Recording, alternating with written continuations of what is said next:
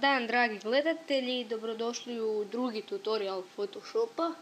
Znači u ovom tutorialu ćemo ipak nešto napraviti, neke osnovne stvari ćemo pokazati oko layera, slično. Znači da bi napravili novu sliku, znači možete ići na file New ili stisnete Ctrl N. Znači izaberete ime, veličinu, znači i kliknite OK. Sada se pred vama stvori slika, vidite, to je layer koji je trenutno zaključan.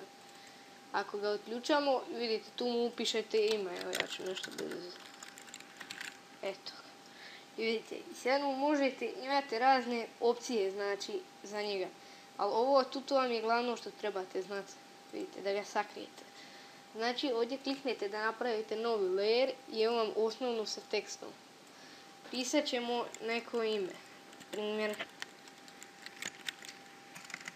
Ne mora to ništa biti i vidite, tu imate hrpu fontova. Ja uzimam ovaj običan. Evo, bez veze. Vidite, tu ga centrirate ovako malo da vam bude ravno. Onda, šta s njim radite? Znači, odete na Blending Options i tu mu vidite, tu mu svašta stavljate, vidite. Sjene, sve živo. I tako, evo vidite, na primjer stork. Kažete da je gradijent. I vidite kako to sad.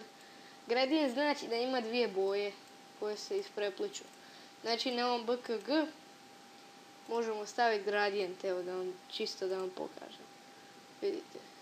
Sad tu kliknete i imate ovdje više tih gradijenta, a ovdje mu date kut. Vidite. I sad znači ovo je naš tekst. I sad ako mi kliknemo da njega nema u layeru, njega nema, vidite. Tu s njime radimo. I ništa, eto. Ovo je sad jedan od osnovnih tutoriala. Znači u sljedećem tutorialu ću vas naučiti kako da napravite, kako da skinete bubuljice pomoću ovoga Healing Brush tool, znači s njime. Onda to bi bilo znači sve za danas. Znam da je ovaj tutorial bio kratak i sve. Mogu vam još usput pokazati 3D kako se radi. Znači odete na 3D, na ovo i kažete da je text layer. Vidite, sad ako imate osnovnog znanja u nekom 3D programu, ovo će vam biti lagano. Vidite, i tu mu date neki, da tako kažem, efekt. Možete ga rotirati. Vidite, to je dobro izgleda. Možete i ovako neke stvari udavati. Ništa, to bi bilo to. Znači, završili smo s ovim tutorialom. Doviđenja.